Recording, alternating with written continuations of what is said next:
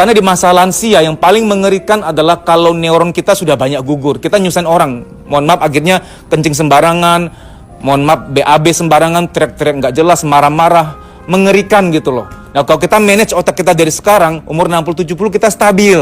Bagaimana menjaga otak kita tetap awet? Apa hubungan psikologi sama otak? Psikologi itu, psiko itu jiwa, logi itu dari logos, itu ilmu. Psikologi berarti ilmu jiwa. Nah jiwa itu sebenarnya ada di mana? Jiwa itu ada di otak sebenarnya. Kita sepakati dulu ketika kita berkata hati, batin, perasaan itu koridor jiwa. Jiwa itu ada di otak, ya, di sistem limbik, di amigdala, ada area-area tertentu di situ. Judul kali ini adalah mengenai bagaimana menjaga otak tetap awet. Maka ada kaitan dengan jiwa, karena jiwa itu ada di dalam otak. Otak itu mobilnya, kendaraannya, jiwa itu pengemudinya, penghuni di dalam mobil itu. Jadi kalau saya punya mobil, mobil itu otaknya saya tuh, ya. Mobil itu kendaraannya, ya, hardware-nya.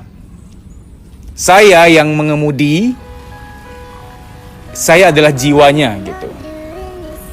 Nah ada hubungan antara jiwa sama otak, tapi saya mau spesifik kali ini untuk menjaga otak tetap awet. Karena ada orang mulai mudah pelupa, pikun dini, ada gangguan di otak, itu juga dari jiwa.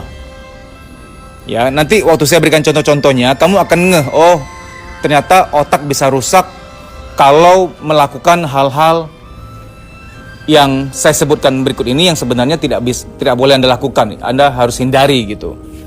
Langsung to the point saja. Hormati jam istirahat otak Anda. Ini yang pertama ya.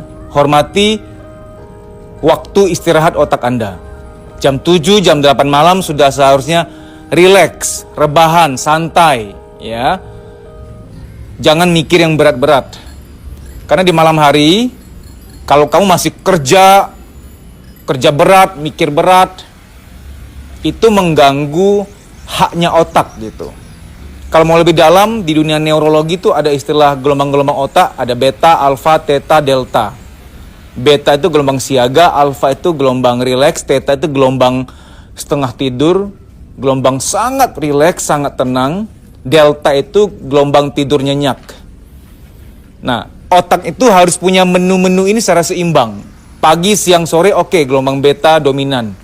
Tapi ketika udah sore menjelang malam, jam 6, jam 7 gitu ya, maka otak akan menikmati gelombang alfa. Alfa itu rileks, tenang, ngaso gitu ya.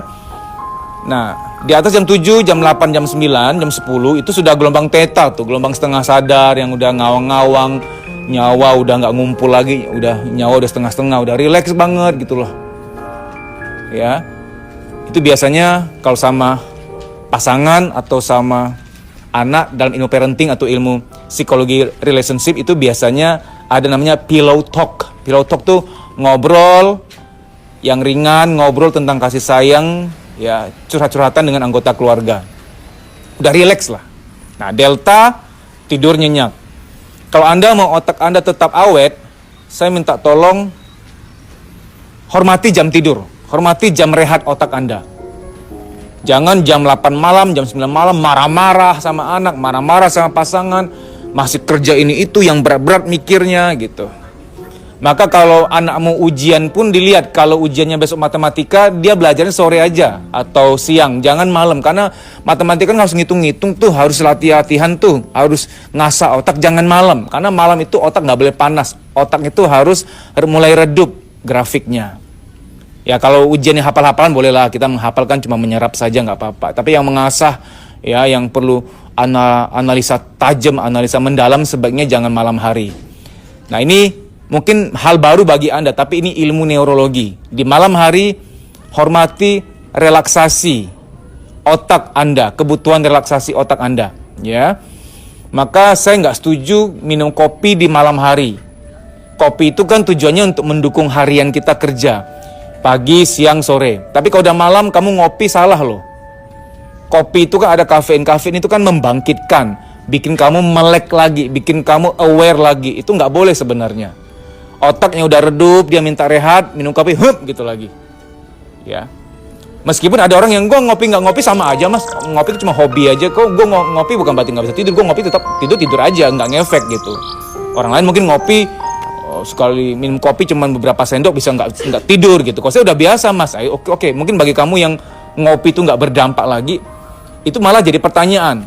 Berarti sistem awaken kamu sudah tidak sensitif lagi pada pemicu-pemicu kafein seperti itu, karena sudah terlalu sering lagi ngantuk, minum paksa melek lagi redup, minum kopi paksa bangkit lagi. Itu nggak baik sebenarnya.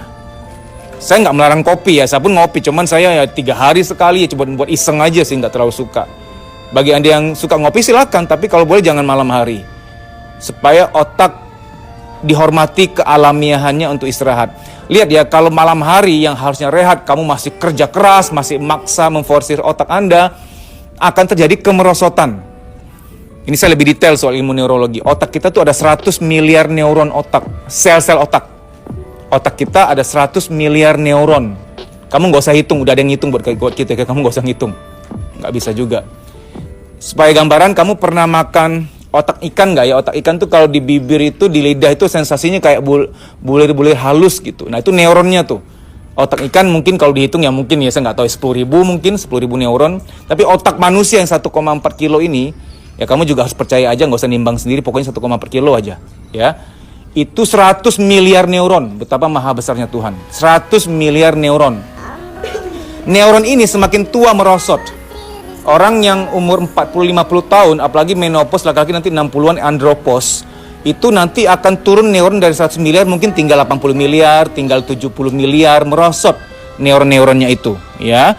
Nah, orang yang mengalami Alzheimer, demensia, pikun yang parah banget, itu merosotnya mungkin otaknya sudah nggak 100 miliar. Mungkin ketika dia usia 60-70 tahun, mungkin sudah tinggal 60 miliar kemerosotan. Jadi neuron tuh bisa gugur kalau tidak manage otak kita.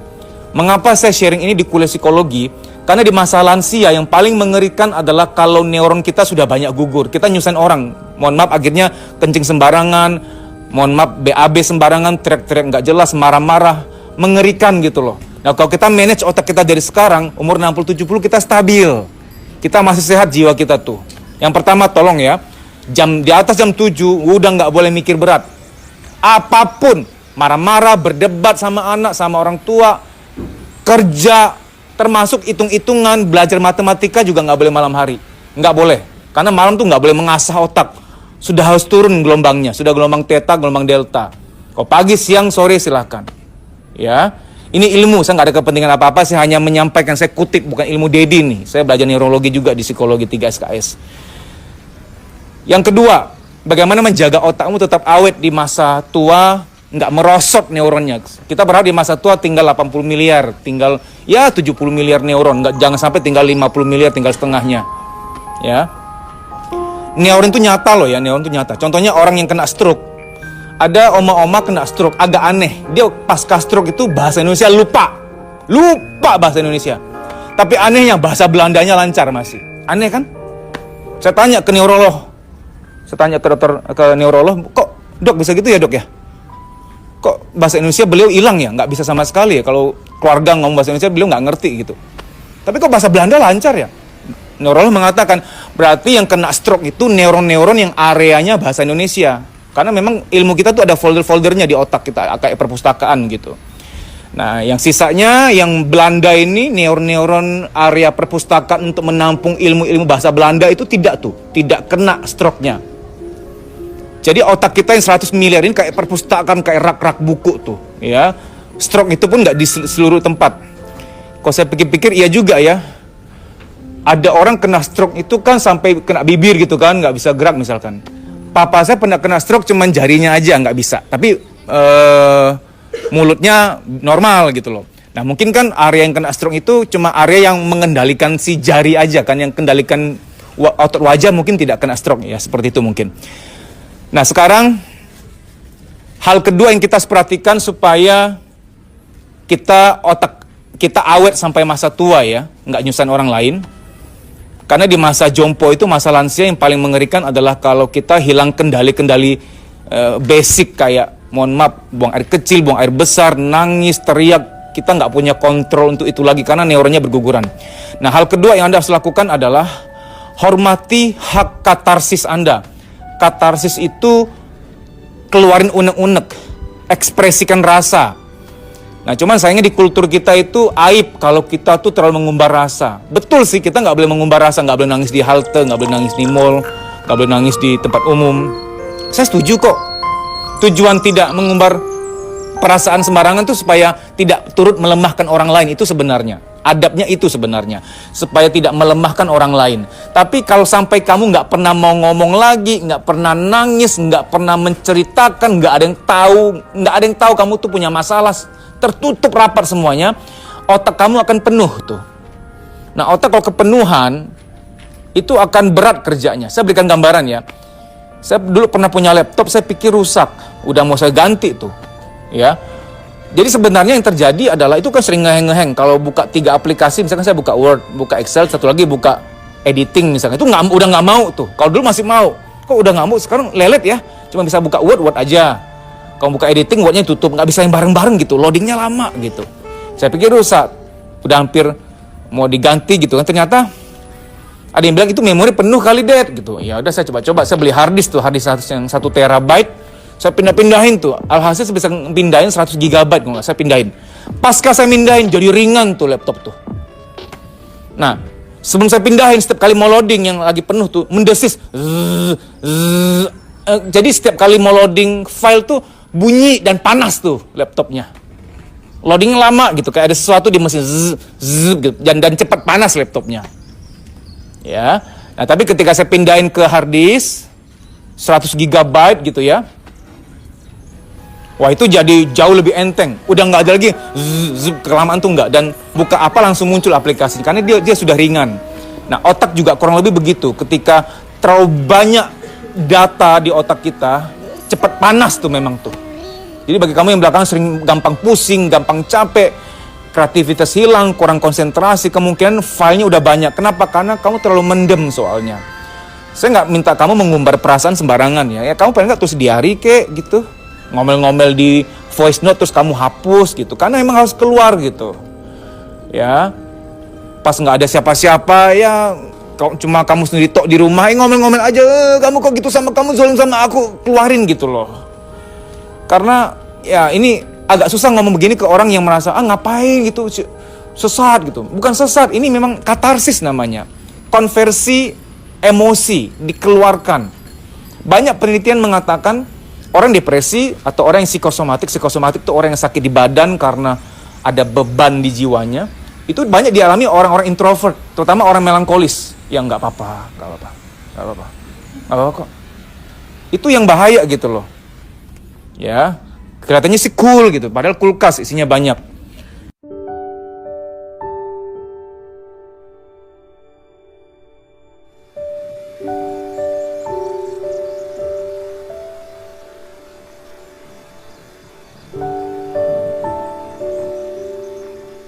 Jadi nomor 2 ya, tolong supaya otak kamu awet sampai masa tua, mendem jangan kebanyakan, mendem jangan kelamaan, karena itu nggak bagus buat otak kamu.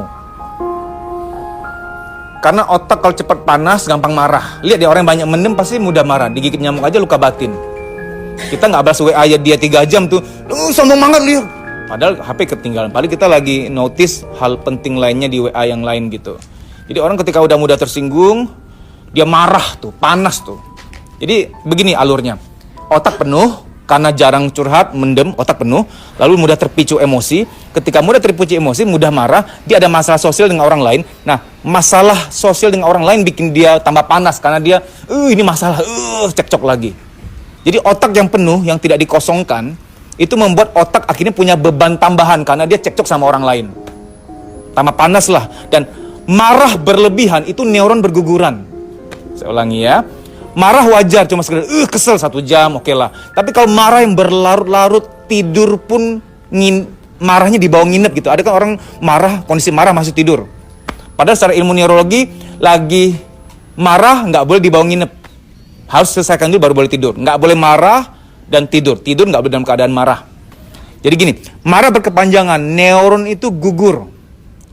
Saya sedikit masuk ke ilmu neurologi dulu ya.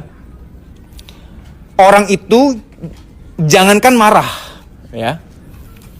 Dia itu kerja terus-menerus tidak rehat, nggak ada jeda, itu merontokkan neuron.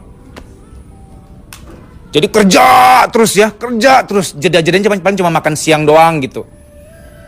Orang yang seperti itu yang nggak ada jeda keseimbangan, itu neuronnya akan gugur. Maka hidup harus harmoni. Harmoni itu keseimbangan, ada jeda. Jeda itu harus bukan dirapel ya, harus diatur setiap 3 jam jeda. Kamu setiap 3 jam kerja atau belajar, kamu jeda sebentar aja. Cuman do nothing aja, nggak mikir apa, santai gitu. Kasih jeda untuk otak. Karena pasokan oksigen ke otak harus cukup. Saya tahu Anda selalu bernafas, oksigen selalu ada, tapi pasokan oksigen yang cukup itu artinya when you do nothing, the oxygen will go a lot in your brain gitu loh. Jadi ketika kamu lagi relax, tentu oksigen akan lebih berlimpah. Ya. Mobil aja tuh setahu saya itu selain indikator bensin sama kecepatan ada satu lagi tuh yang soal panas, heatnya tuh. Kalau udah terlalu panas, mesin juga harusnya ada jedanya, ada coolantsnya. Oke, jadi yang kedua ini adalah hargai hak-hak kamu untuk mencurahkan sampah. Nggak ada yang bisa aku percaya mas, nanti malah ember kemana-mana. Nulis diary.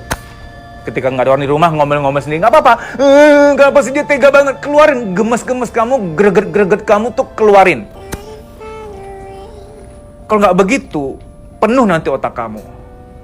Ya. Sekarang yang ketiga, supaya menjaga otak tetap awet, menyanyilah. Ada banyak penelitian menyebutkan bahwa menyanyi itu menyehatkan otak. Tapi mas, suara gue jelek, gue nyanyi aja orang luka batin, gimana dong? Kan nggak perlu orang dengar kamu nyanyi, di WC kan bisa. Kamu ke Gua Dugong nyanyi nggak apa-apa. Yang nggak ada orang nyanyi aja, tapi nyanyi yang kamu enjoy ya. Nyanyi yang kamu suka gitu. Tapi hati-hati juga, kalau karaoke itu lihat juga liriknya, ada banyak lirik yang nggak bermanfaat. Ingat, lirik itu sugesti.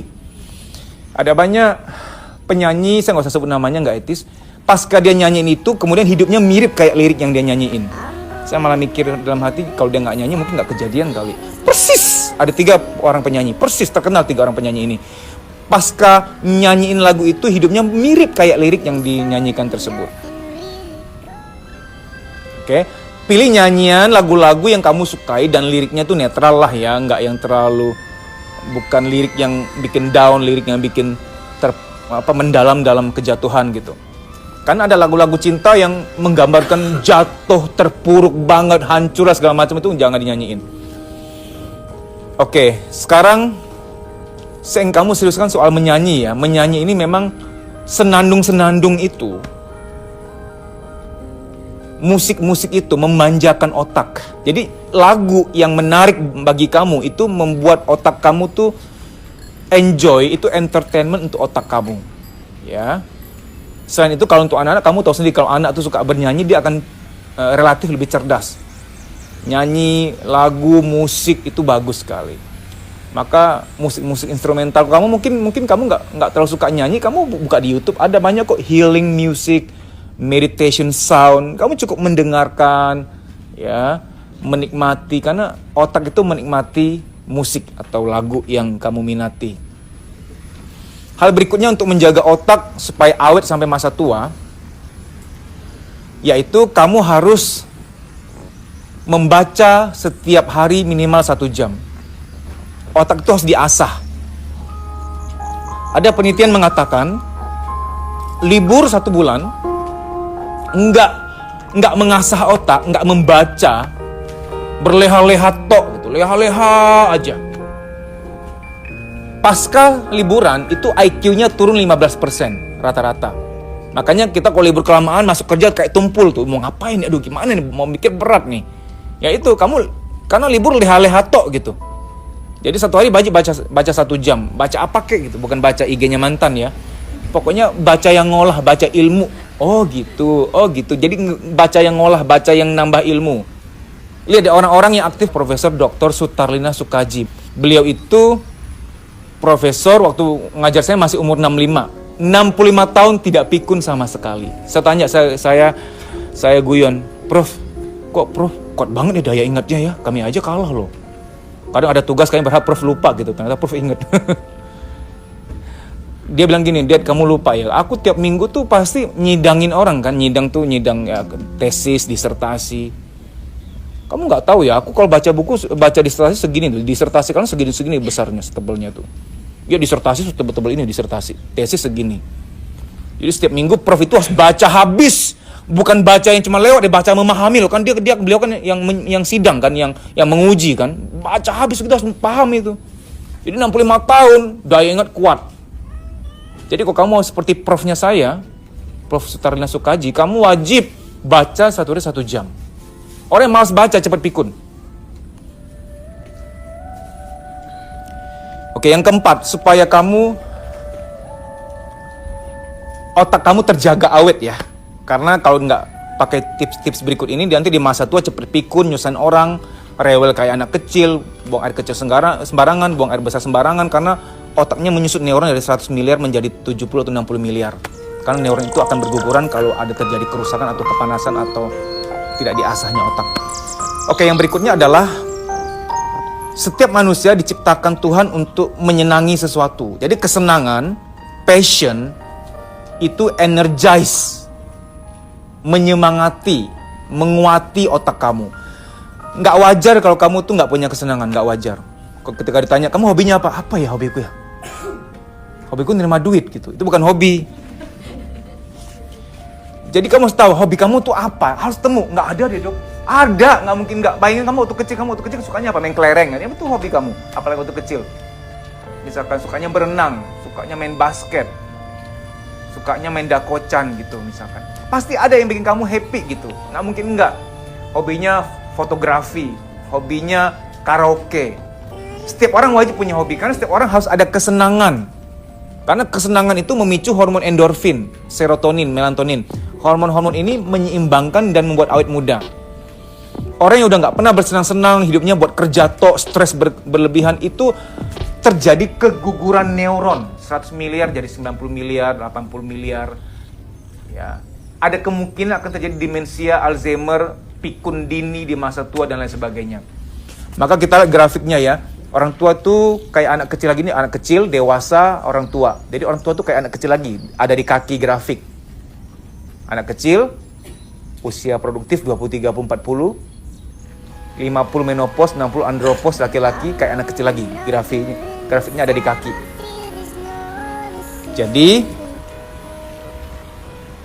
wajib untuk ada kesenangan. Senang itu meremajakan otak. Karena yang menjaga otak itu neurotransmitter. Neurotransmitter itu ada endorfin, serotonin, melatonin, norepinefrin, asetilkolin, macam-macam deh. Saya ngapalin sampai luka batin.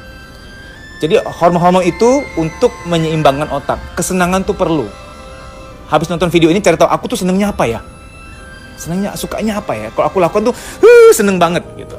Kamu suka otomotif gitu ya. Beli majalah otomotif, buka YouTube tentang otomotif gitu ya. Punya temen yang punya mobil baru, datang dong mobilnya, lihat dong gitu. Lihat mobil itu seneng gitu. Kunjungi suatu tempat, lihat sesuatu yang kamu tuh senang, yang kamu tuh bisa hilarious gitu. Oke, hal berikutnya, supaya otak awet ya. Otak manusia itu tidak diciptakan Tuhan untuk pura-pura. Kamu pura-pura terlalu lama dalam suatu hubungan, dalam suatu karir, itu mengakibatkan kamu cepat linglung nanti. One day kamu akan bertanya, aku siapa ya? Kamu ngapain ya? Aku di mana ya? Karena kamu terlalu sering pakai topeng. Pakai topeng boleh untuk urusan diplomasi. Kamu nggak mungkin pas lagi head gitu ya, terus mau ketemu klien, lu tau nggak gue lagi head? Kita nggak ada ketemu ya, gue pulang ya gitu. Nggak mungkin. Tetap pas pakai topeng, profesional, ibadah kan kerja tuh. Tapi kalau pas sudah kelar, udah ketemu klien, muntahin keluar nggak apa-apa. Jangan pakai topeng lebih dari 10 jam sehari. Karena otak manusia nggak diciptakan untuk pura-pura. Maka dalam konseling pranikah, mbak, kalian nggak cocok loh mbak, jangan. Masa iya kalian mau berpura-pura seumur hidup? Nggak bisa. Tapi kami cinta loh mas, kami saling sayang. Sayang itu situasional, bersama siapa, dia memberi arti, dia mengisi kekosongan kamu, dia sering kasih kamu surprise. Karena kita sering dapat surprise dari seseorang tuh nyantol gitu loh. Maka di bank-bank itu gebiar, kejutan, door prize, supaya nasabah aja kaget tuh. Karena kaget tuh memasukkan ke dalam soalnya. Dan para playboy tahu ilmu ini. Sering kasih surprise ke seseorang, kejutan. Orang ketika kaget masuknya dalam. Maka dalam parenting, marah anak jangan bentak. Kalau kaget lukanya dalam. Makanya banyak anak mengatakan, Kenapa ya mas, aku sering keingetan mamaku sering bentak aku waktu kecil ya mas. Aku udah maafin, sumpah udah maafin kok. Tapi kok sering keingetan. Ya itu makanya forgiving and forgetting is different thing. Aku bisa maafin tapi lupain, mana ya. Karena mungkin dulu waktu luka itu pakai kaget gitu loh. Ya, jadi untuk menjaga otak kamu harus perhatikan semua hal ini. Oke, sekarang hal berikutnya ya. Tunggu dulu deh, soal pura-pura saya harus dalamin dulu deh. Kamu mau menikah nih, kamu tuh nggak benar-benar merasa bisa sayang sama dia gitu loh. Ini hanya bagi yang belum menikah loh ya. Yang belum menikah, kamu nggak yakin bisa sayang dia gitu loh. Hanya sekedar, aku menikah niatnya ibadah lah, jangan deh. Soalnya, iya kalau tumbuh sayangnya nanti, kok nggak tumbuh gimana? Jadi otak manusia itu tidak diciptakan untuk pura-pura. Banyak penyakit di badan, banyak masalah dalam kehidupan, terutama secara biologis dan neurologis yang terjadi karena seseorang berpura-pura. Pura-pura bahagia dalam pekerjaan, pura-pura bahagia dalam menjalin sebuah relationship. Pada akhirnya, itu akan merusak sesuatu di tubuh maupun di otak. Begini ya, di hubungan kamu sekarang, mau menikah dan kamu nggak yakin bisa menyayangi dia, mohon jangan lanjut. Karena itu juga hal yang zolim. Karena kamu, suatu saat kalau kamu ternyata emang nggak bisa menumbuhkan rasa sayang pada dia, itu kamu zolim sama dia, kasihan dia. Dia menikah dengan seorang yang ternyata nggak mencintai dia. Mendingan kita fair, aku nggak bisa paksain nikahnya, aku nggak sayang kamu gitu loh. Mendingan fair gitu. Sekarang soal pekerjaan. Hidup nggak selalu soal uang. Di pekerjaan kamu sekarang mungkin duitnya ada nih. Komisi banyak, basic salary-nya tinggi gitu. Tapi bayangkan ya, kamu mungkin pindah pekerjaan ke suatu karir yang lain. Di situ mungkin gajinya ya 80% dari yang sekarang. Tapi kamu damai, happy di situ, dan ujung-ujungnya akan lebih hemat kerja di sini. Karena saya melihat banyak klien saya itu duit yang masuk banyak, tapi habisnya banyak karena dia nggak happy. Ada bolong nih, ada kehampaan nih, ada hampa udara, ada hampa di batin dia nih. Sehingga dia mengisinya dengan belanja-belanja, makan-makan, jalan-jalan, malah lebih boros, malah bisa minus loh. Orang yang sudah cukup happy dengan pekerjaannya, happy nih, pulang ke rumah tuh enak, udah di rumah aja. Enak, udah happy dia. Dia nggak mencari di luar gitu loh. Tentrem dia, nyaman batinnya. Ya, jadi nggak selalu soal uang.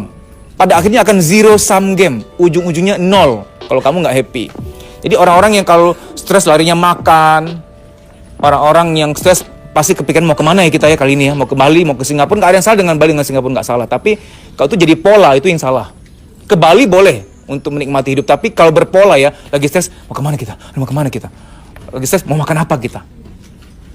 Itu yang sebenarnya terjadi adalah ada bolong-bolong di hati, tapi secara alamiah oleh alam bawah sadar dikonversi menjadi mengisi bolong yang lain, bolong perut, mengisi bolong lemari, bolong kantong belanjaan, mengisi bolong-bolong yang lain gitu, karena kamu nggak happy di pekerjaan kamu. Nah, berhubung saya bilang untuk menjaga otak tetap awet, jangan pura-pura, maka ini juga manfaatnya kepada kehidupan kamu supaya kamu bisa lebih megang duit. Orang yang nggak bisa megang duit, boros tuh pasti nggak happy tuh. Oke, yang terakhir ya, untuk menjaga otak tetap awet. Ini hal sederhana memang, tapi ini penting. Bangun pagi, jangan kaget.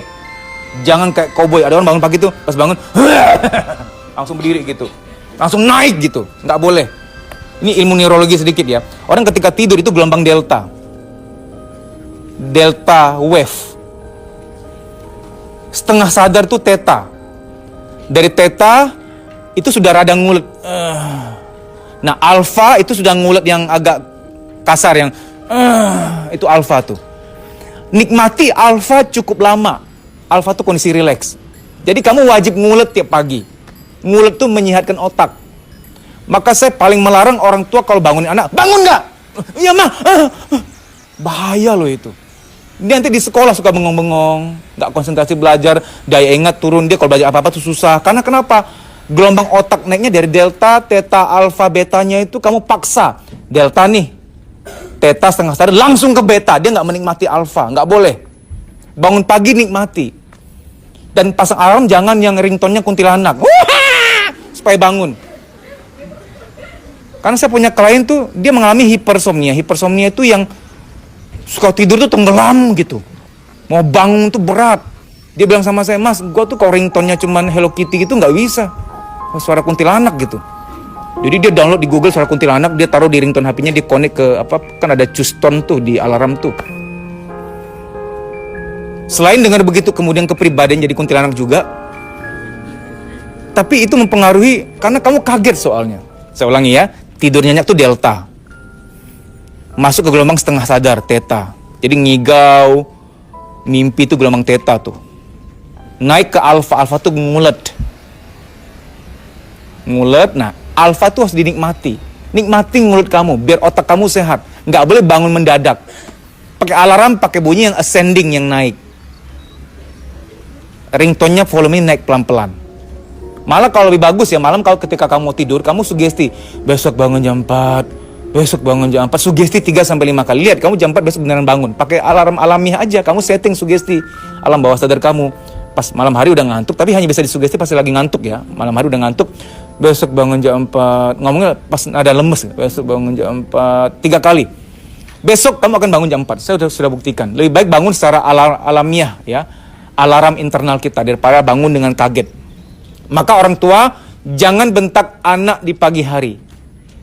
Saya waktu kecil pernah dibentak pagi-pagi, otak saya langsung panas. Baru bangun dimarahin, panas langsung otak saya. Kenapa panas? Karena kaget. Delta, theta, langsung beta, alfanya lewat. Nggak boleh bentak anak di subuh hari. Maka marahin anak di subuh hari juga nggak boleh. Ya. Sekarang, tips berikutnya supaya otak Anda terjaga dengan awet. Ini umum ya, ini olahraga. Olahraga itu melancarkan peredaran darah ke otak Anda. Dengan olahraga, kamu akan lebih awet otaknya, mencegah ya kemerosotan neuron-neuron otak ya. Baik, ini yang terakhir mengenai menjaga otak tetap awet. Saya taruh paling akhir karena mungkin tidak semua orang bisa mencapai ini dalam waktu dekat, yaitu segera menemukan cintamu. Aku agak pesimis gitu. Maka saya taruh di akhir, nggak wajib-wajib banget gitu kan. Karena orang ketika dalam cinta, itu neuron-neuronnya aktif. Sebagai contoh gini ya. Orang kalau lagi cinta tuh, kreatif banget dia. Energinya tuh utuh. Contoh-contoh gini. Zaman-zaman dulu saya pernah jatuh cinta tuh ya. Tidur sehari 3 jam cukup loh. Saya masih ingat zaman-zaman saya tuh ada paket kalong namanya. Kalau tengah malam telepon tuh murah gitu. Saya ngekos di Ben Hill, Bendungan Hilir, dekat Semanggi tuh. Saya kan ngekos di bawah tuh nggak ada sinyal. Aku terpaksa naik ke loteng gitu, kayak monyet gitu telepon. Karena ada sinyal di atas. Dan ada paket kalung di atas jam 12 tuh murah gitu. Kok nggak salah cuma 3.000 telepon sepuasnya. Kok nggak salah 3.000 ya apa ya. Sampai jam 4 subuh gitu, telepon gitu. Nah, jam 12 sampai jam 3 telepon, jam 3 tidur, jam 5 bangun, 2 jam atau 3 jam tuh bangun seger kuat. Jadi ketika dalam kondisi cinta, kita seger gitu. Kuliah juga semangat, ide-ide banyak, seger. Tapi ketika lagi tuna asmara, lagi loveless, fakir asmara, itu tuh nggak bisa mikir tuh, ide nggak keluar, kreativitas nggak ada. Ini berarti membuktikan bahwa ketika kamu dalam cinta, cinta itu energize your brain, love energizes your brain. Cinta itu memberi energi kepada otak, kreatif lah. Otakmu akan jadi kreatif, akan daya ingatnya akan bagus gitu loh. Nah, cinta tuh nggak selalu, mungkin kamu nggak bisa temukan cinta secara eros dulu. Cinta eros kan kepada pasangan lawan jenis. Ciptakan cinta-cinta yang lain, misalnya ke panti asuhan, ke panti jompo, angkat seorang nenek jadi nenek angkatmu. Mungkin nggak setiap hari, kamu hanya 2 bulan sekali ketemu dia. Nek, apa kabar? Nenek angkat ceritanya. Kasih cinta, dan waktu dia, Nek sebelum aku pulang peluk aku dong Nek, gitu loh.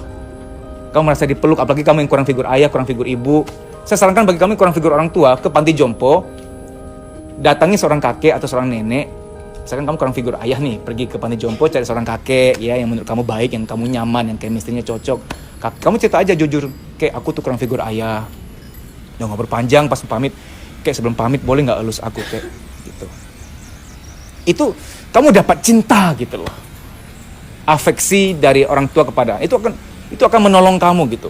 Bagi kamu yang kurang figur ibu, ada nenek-nenek yang chemistry-nya cocok, kamu oke, dia jadi nenek angkatku atau ibu angkatku. Kamu hanya datang 2 bulan sekali ke sana, ngobrol, curhat sama dia juga curhat sama kamu. Pas pulang, Nek pegang elus kepalaku dong, aku pengen dielus gitu, peluk aku dong gitu. Itu kamu merasa dicintai gitu loh. Karena nggak bisa dipungkiri, otak ciptaan Tuhan ini bensinnya itu cinta, butuh cinta soalnya. Maka dalam bidang apapun, dalam sekolah, pendidikan guru kepada anak murid, buatlah anakmu cinta kepadamu. Karena kalau muridmu cinta padamu, pelajaran sesulit apapun jadi gampang. Karena cinta tuh. Kita kalau lagi cinta sama seseorang, nyebrangin samudra juga bisa. Tapi kalau udah nggak ada cinta, mulai perhitungan tuh. Dia dandan 5 menit udah mulai marah gitu. Jadi cinta itu membuat kita totalitas gitu ya. Jadi cinta bisa cinta lawan jenis atau cinta orang tua, atau dengan sekedar kamu memberi cinta ke panti asuhan, peluk adik-adik. Saya ke panti asuhan seringnya ke panti asuhan balita. Peluk adik-adik itu, kasih sedekah peluk, melihat mereka terharu, aku peluk tuh, aku merasa memberikan cinta tuh enak rasanya. Ya, karena cinta nanti hubungan dengan hormon endorfin, hormon oksitosin di otak kita. Itu akan membuat otak kita itu awet ya. Baik, demikian tips-tips yang dari awal ini semoga kamu bisa praktikkan dan bisa menjaga otak kamu tetap awet. Mohon subscribe Kuliah Psikologi, buktikan pada dunia bahwa orang-orang yang doyan ilmu psikologi juga banyak, nggak cuma channel yang prank-prank saja yang subscribernya banyak.